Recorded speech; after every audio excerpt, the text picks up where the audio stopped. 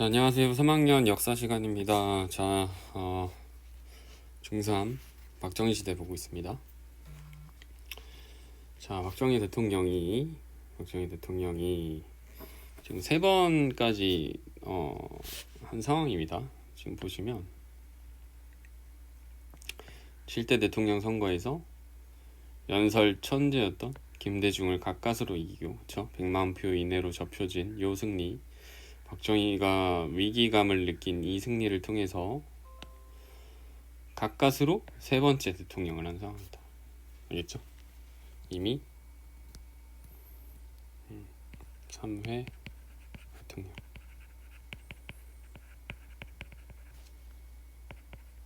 이미 많이 했죠. 이미 많이 한 상황이다. 근데 이 상황에서 뭘 느꼈다? 위기감, 불쾌감. 내가 아니면 안 됩니다. 안 된다. 이런 생각을 가졌다 그랬죠. 그래서 뭘 한다 그랬다? 영원히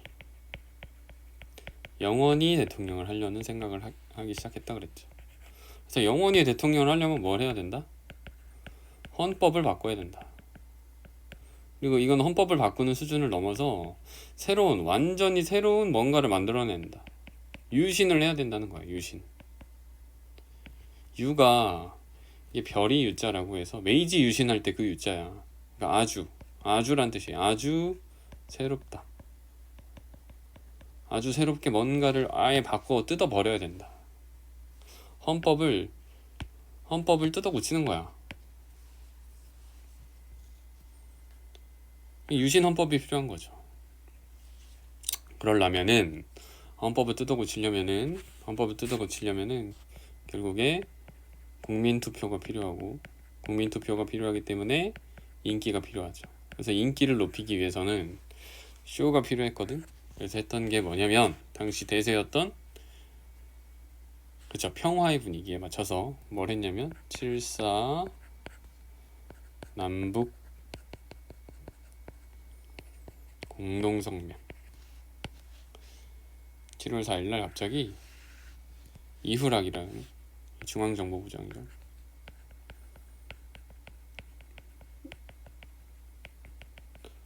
장을 파견해서 북한의 김일성과 협상을 하고 갑자기 7.4 남북 공동성명이라는 걸 발표해요. 얼마 전까지 북한이랑 엄청 싸웠잖아. 근데 갑자기 공동성명을 발표해.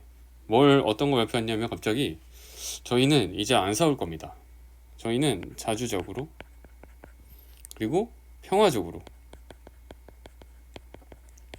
그리고 민족 대단결의 원칙을 지키면서 뭘 할 겁니다? 통일을 하겠습니다. 갑자기 이 선언을 합니다. 안 그래도 지금 미국이랑 소련이랑 중국이랑 화해를 하고 있잖아. 이 대세에 맞춰서 통일을 하겠다고 주장하는 거야. 인기는 폭발하죠. 아주 이 쇼는 아주 적절하게, 그쵸? 정치적 이벤트를 한 거야. 그래서 이 이벤트에 맞춰서 인기를 쭉 끌어올리고요. 이 올라간 인기에 맞춰서, 그쵸? 헌법을 아예 새롭게 뜯어 고치는 유신헌법을 선포합니다. 그쵸? 통일을 하기 위해서 헌법을 뜯어 고치겠다, 이런 명분이에요. 그리고 계엄령을 때려. 통일해야 되니까 방해하지 마라. 국회도 해산해요. 야, 니네가 자꾸 딴소리 하니까 안 되겠어. 대학생들 자꾸 시위하니까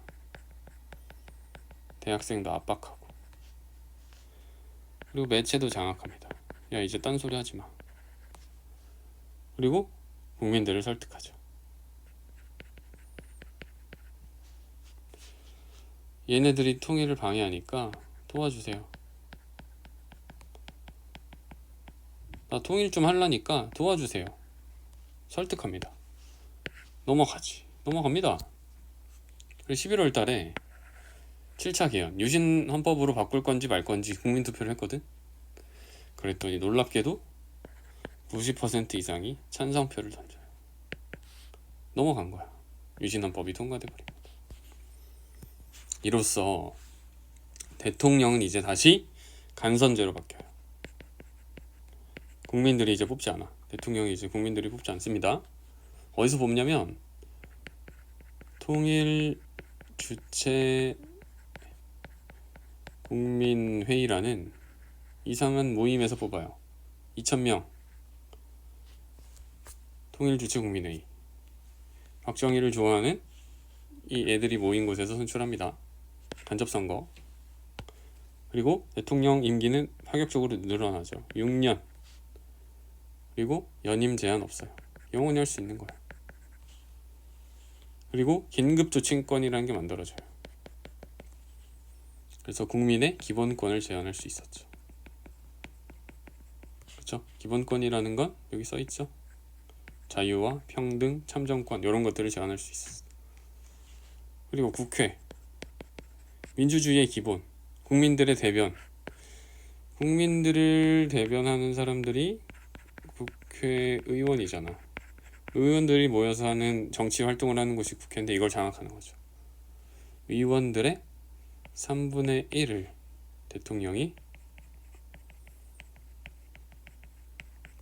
추천하는 것이 가능해졌다. 국회가 대통령 거가 되는 거지. 3분의 1이 대통령이 추천하는 건데. 봐봐, 국회의원, 자, 국회 정족수가 3분의 1이 대통령 편이잖아. 보통 반 정도는 원래 여당이잖아요. 반 정도는 여당이라고. 그럼 요만큼이 결국에 이제 정부 편이 되는 건데, 아무리 정부에 반대하는 애들이 있어봤자 국회는 대통령 거가 되는 겁니다. 그리고 사법부도 장악하죠.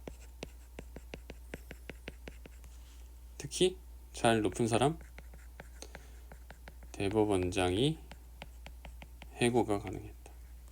강력한 권한을 갖고 있었죠. 그러니까 삼권 분립, 입법, 행정, 사법이라는 이 삼권 분립이 해체되죠. 이게 한국식 민주주의라고 불리면서 이걸 해체해버립니다. 왜냐면 한국식 민주주의는 왜 필요하다? 통일을 위해서 필요하다라는 거죠. 이게 이유락의 발표 장면입니다. 너무 충격적이었죠. 사람들이 깜짝 놀라고 갑자기 저 남북 통일, 자주 평화 원칙 합의했다. 빵 때리는 거죠. 사람들이 깜짝 놀라. 그리고 통일 주체 국민회의라고 이렇게 체육관에서 모여서 이렇게 선거합니다. 그래서 체육관 선거라고 불렸죠. 그래서 박정희 대통령 각하 취임 막 이렇게 되는 거죠.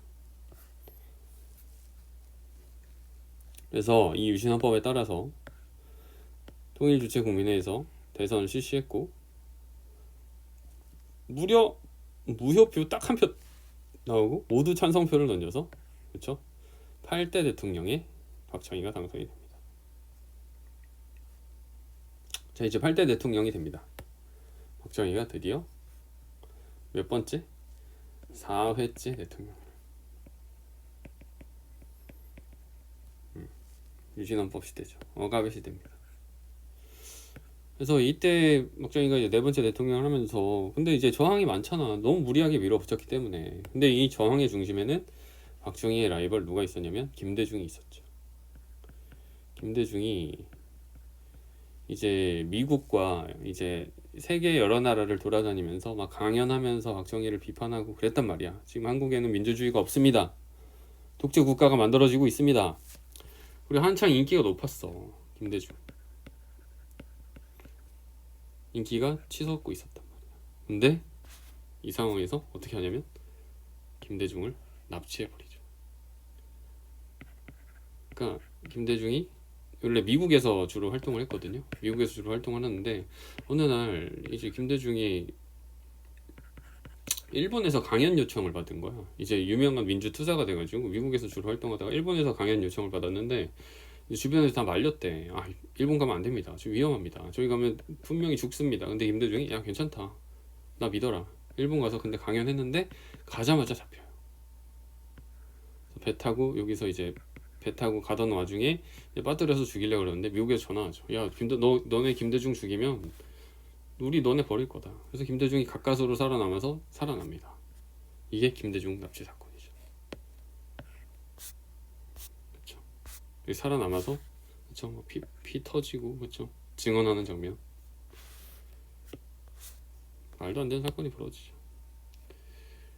그리고 민청학련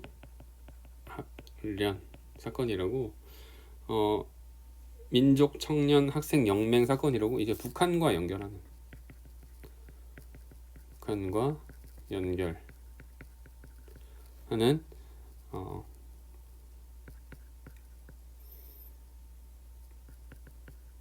빨갱이 공작 뭐 이런 것들이 있었고요. 그리고 2차 인혁당 사건, 인민혁명당 사건이라고 이것도 결국에 북한과 연결시키는 거야. 사형 때려버리고. 그리고 동아일보가 잘 말을 안 들으니까 동아일보에 광고를 안 실어요. 백지 광고 사태.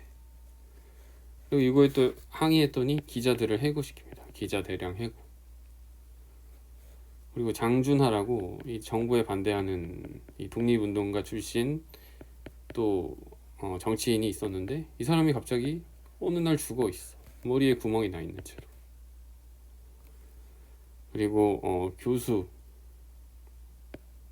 대학 교수들이 자꾸 이제 정부를 비판하니까 교수 재임용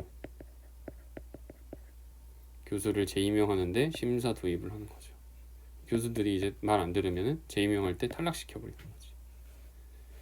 그리고 사복 경찰들을 이제 사복을 입혀서 침투시키고 전투 경찰 이런 것들도 배치시켜서 사람들을 억압했다.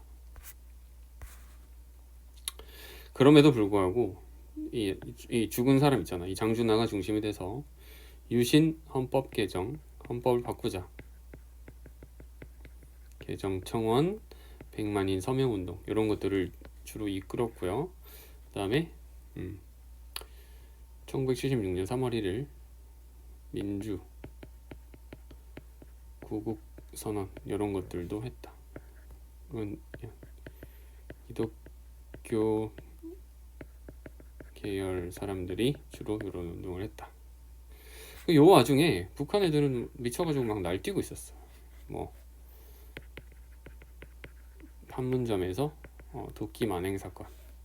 이때 뭐 문재인 지금 현재 대통령이 특권 대응으로 막 출동하기도 했고 그랬다고 하죠. 그러니까 엉망인 거야. 근데 이 와중에 78년이 됩니다.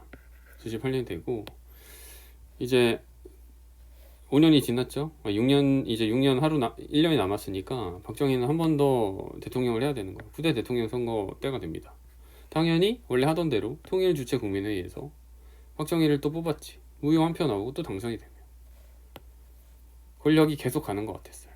근데 여기 한자에 나와 있는 것처럼 화무 11홍 그쵸?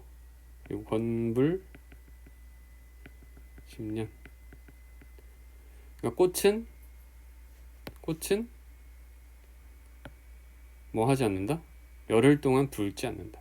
권력은 10년 동안 가지 않는다. 권력은 영원하지 않다는 거죠. 위기가 시작됩니다. 우선 누가 마찰이 시작되냐면 미국과 틀어지기 시작해요. 미국이 늘 봐줬거든. 근데 미국과 틀어지기 시작합니다. 왜냐면 39대 미국 대통령인 39대 지미 카터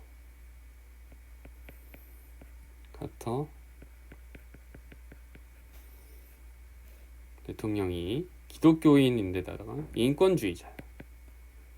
그러니까 독재를 하는 박정희 대통령이랑 너무 안 맞는 거죠. 그래서 이런 선언을 해버립니다. 우리는 세계 어느 곳이든 자유의 종말에 대해 절대로 무관심할 수가 없습니다. 인권에 대한 우리 책임은 절대적입니다.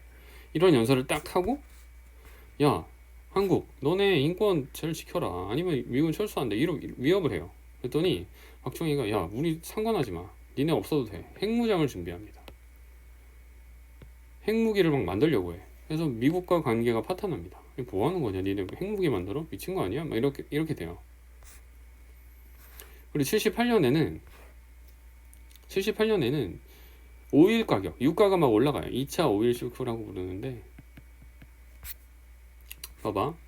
이게 2차 오일 쇼크거든요. 그러니까 원유 가격이 한 번 올라갔고 한 번 또 올라가는 거야. 이란 이라크 전쟁 때문에 원유 가격이 올라가면은, 그쵸? 원유 가격이 올라가면은 물가가 어떻게 되는 거야? 올라가는 거야. 이해됩니까?